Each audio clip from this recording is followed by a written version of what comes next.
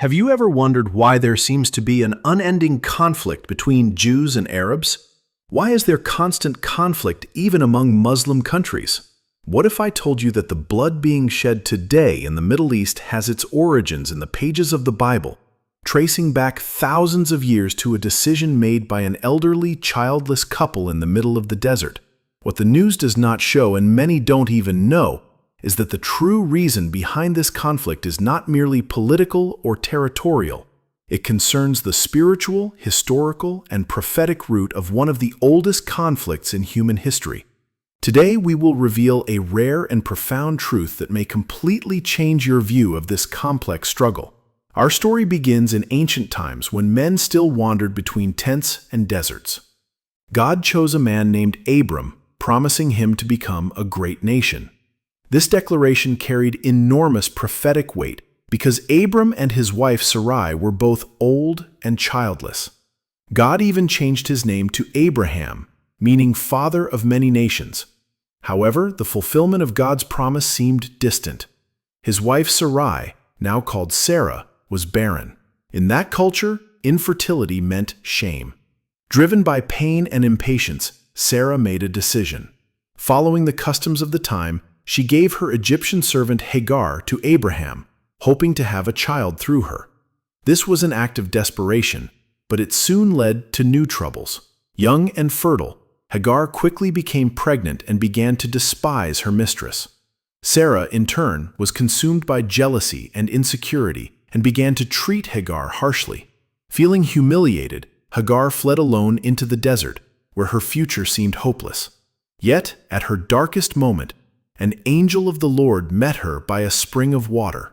The angel not only comforted her, but announced that her son would be called Ishmael, meaning God hears. For the Lord has heard your affliction.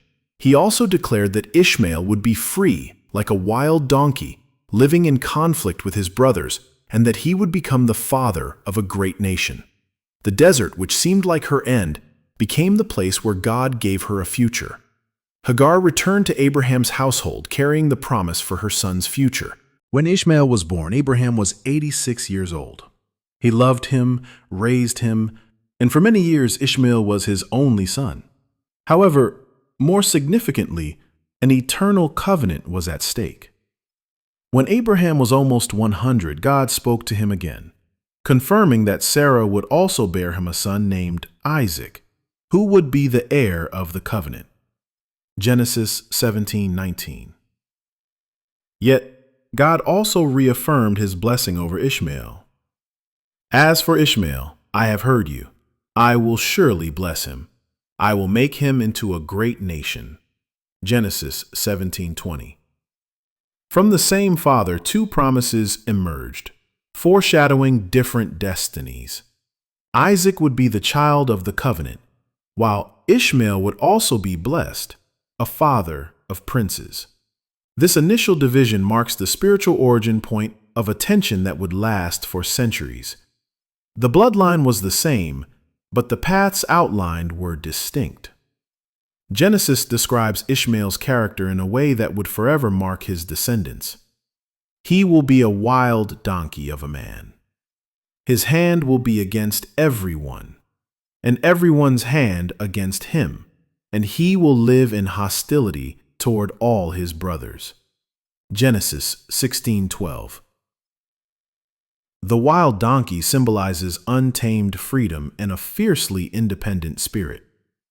This prophecy describes a people destined to survive against all odds, but also to live in an almost constant state of conflict.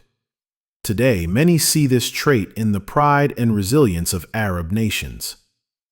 However, the other side of the prophecy is that this endless conflict is not only directed at external enemies, but also manifests in deep internal divisions within the Islamic world, such as the historical split between Sunni and Shia, and modern wars in places like Syria or Yemen. Ishmael's descendants thrived in the Arabian Peninsula. His 12 sons became the founders of 12 tribes. Genesis 25:12-16, forming the Ishmaelites. They were known as merchants, nomads, and men of the desert, skilled in navigating arid lands and long trade routes. This cultural resilience and independence became a pillar of Arab identity. Time passed, and God's promise to Sarah was finally fulfilled. Against all odds, she conceived and gave birth to a son in her old age. Isaac's birth brought joy, amazement, and confirmed that God's words never fail. Genesis 21, verses 1 through 3. Isaac was the son of the promise, the direct heir of the covenant established with God. However, Isaac's arrival stirred conflicting emotions within the household. Ishmael, already a young man when Isaac was born, found himself displaced from the center of attention. During a celebration for Isaac's weaning, Sarah saw Ishmael mocking the little boy. The Hebrew word for mocking shares the same root as the name Isaac, suggesting Ishmael was challenging Isaac's place as heir. For Sarah, this was the last straw. She firmly demanded of Abraham, "Get rid of that slave woman and her son, for that woman's son will never share in the inheritance with my son Isaac." Genesis 21, verse 10. The Bible states, "This deeply troubled Abraham because of his love for his son." Genesis 21:11. His heart was broken, but God instructed him to heed Sarah's request and reaffirmed his blessing over Ishmael. With a heavy heart, Abraham prepared bread and water and sent Hagar and Ishmael into the wilderness. Abraham's anguish in casting out his son Ishmael reflects the historical wounds both peoples carry today. For many Muslim countries and Palestinians, the creation of Israel in 1948 and the displacement of their people was a catastrophe. They refer to it as Nakba. This catastrophe is the modern version of Hagar and Ishmael's expulsion into the wilderness. For Ishmael, Isaac's existence meant the erasure of his own identity. We see this parallel today. Israel's existence is interpreted as an erasure of Muslim identity in surrounding countries.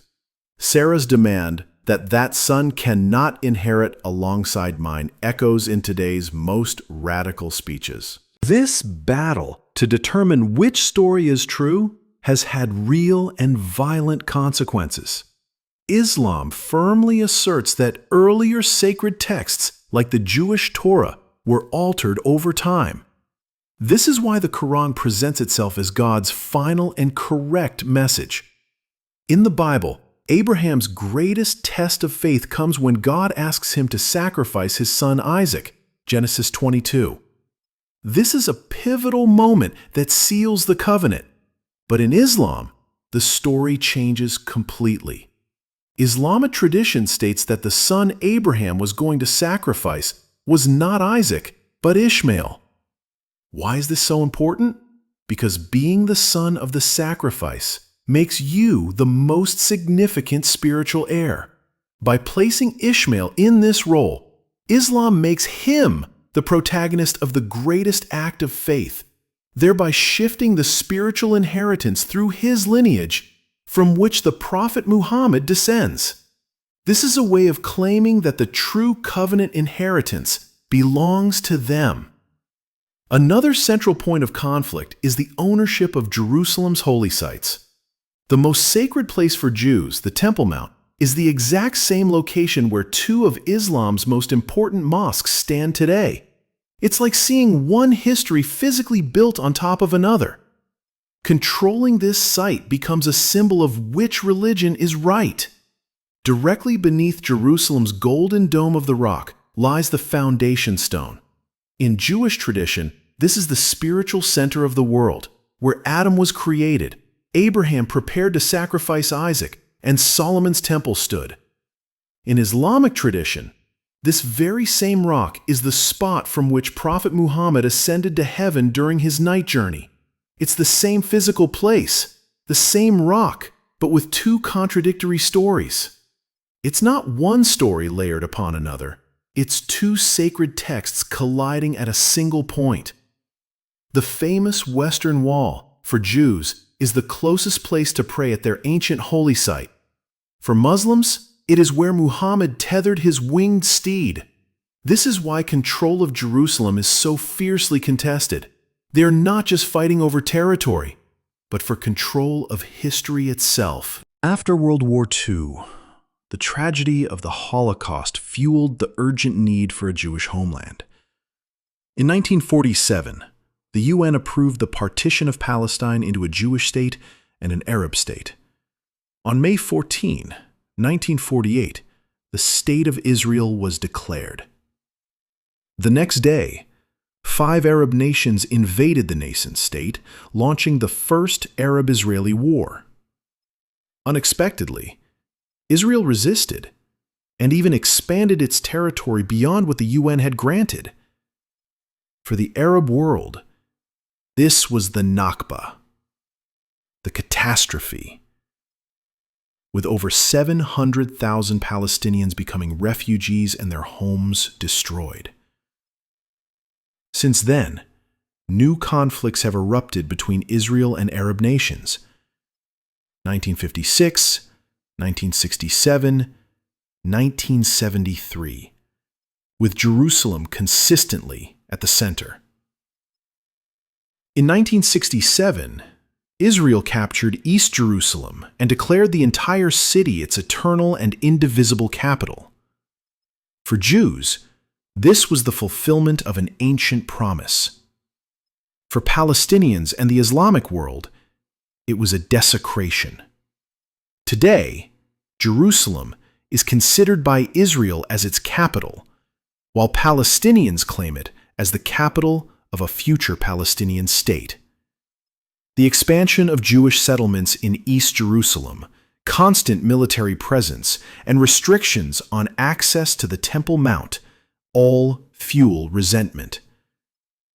Armed groups like Hamas oppose the very existence of Israel, further complicating the conflict. Jerusalem, the city that should unite Abraham's descendants, has become a powder keg ready to explode. It represents both the most beautiful and most dangerous aspects of human history. It's the link between heaven and earth, but also the place where the darkest ghosts of human pride converge. Despite centuries of conflict, one thing remains unshakable in the Scriptures. God does not forget His promises. He blessed both Isaac and Ishmael, meaning that in God's divine plan, there was space for both. The Creator did not produce rivalry. Humans did. The root of the war was never in God's heart. On the contrary, His heart has always held the hope of reconciliation. The Apostle Paul states in Romans 12:18, "If it is possible, as far as it depends on you, live at peace with everyone." This exhortation calls the descendants of Isaac and Ishmael back to fellowship. God did not establish a kingdom divided by blood, but desired to form a people who would worship Him in spirit and truth. The Christian faith proposes that Jesus Christ is the ultimate solution to the problem of human division. Jesus does not take sides in the fight between Isaac and Ishmael. Instead, He creates a new family. The Apostle Paul writes, "Christ is our peace, who has made both one, breaking down the dividing wall of hostility." Ephesians 2:14. When united with Christ, a person receives a new identity that transcends their earthly identity, no longer primarily Jewish or Arab, but part of a new spiritual family. This reconciliation occurs in 2 stages. The first happens in current times, where peace and unity begin in the hearts of those who accept this path, manifesting in communities of believers from Arab and Jewish backgrounds. However, the complete and final solution to the conflict on a global level is seen as a future event, to be fully accomplished with the return of Jesus, the second coming, when He will establish a definitive and lasting peace on earth. Jesus will achieve this peace by creating a new humanity, as stated in Ephesians 2:15. Christ came to abolish enmity, to create in Himself one new humanity out of the two, thus making peace. This connects with ancient messianic prophecies, like Isaiah 11:6-9, which foresee a future where the wolf will dwell with the lamb, they will not harm or destroy. The prophecy of the Prince of Peace in Isaiah 9:6-7 also indicates that Jesus' primary mission is to bring inner and spiritual peace, breaking the cycle of hatred. He introduced the revolutionary principle to love your enemies and pray for those who persecute you. Matthew 5:44. In the Bible, there is a profound moment of silence. When Abraham dies, his two sons, Isaac and Ishmael, reunite to bury him. Genesis 25:9. There are no recorded speeches, only the symbolic gesture of two brothers who, despite their estrangement, come together to honor the father who brought them into the world. This encounter is one of the most mysterious and revealing scenes in the Old Testament. Isaac and Ishmael stand side by side before the cave of Machpelah, where their common parents rest. This momentary union suggests that in God's heart there was space for reconciliation. The reunion in the face of death is a symbol of a spiritual truth that transcends human conflict. Even without words, that brief communion was a crack in the wall of separation. Even if it did not result in lasting reconciliation, it showed that not all was lost. Pain can bring people closer, and blood ties sometimes speak louder than centuries of division. This reunion suggests that in the future, Ishmael's descendants may reconcile with those of Isaac. This aligns with the recent Abraham Accords, where several Arab nations signed peace agreements with Israel, explicitly naming them after Abraham. This publicly acknowledged that, despite theological and political differences, Jews and Muslims share a common ancestor. The conflict between Israel and Palestine is an open wound that pulses in the heart of the world, but it is also a reminder of how much we need to return to the source, to the God who blessed Isaac and also hurt Ishmael, to the Father who sees beyond human divisions and who desires to gather his children, not scatter them. War is the consequence of hardened hearts, not of God's plan. God continues to call both in Hebrew and in Arabic to return to the path of forgiveness. As long as someone listens to that voice, there is still hope, for the God of Abraham remains faithful. After all you've heard, it's impossible to look at the conflict between Israel and Palestine the same way again. What once seemed only a modern territorial dispute now reveals spiritual, familial, and prophetic roots that date back to Abraham's time. It is not just about politics, religion, or ideology. It is about a promise and two peoples who at some point in history forgot they came from the same Father. But what about you? Will you just keep watching the world fall apart?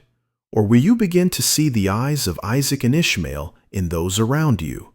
The Bible says, "Blessed are the peacemakers, for they shall be called children of God." Matthew 5:9.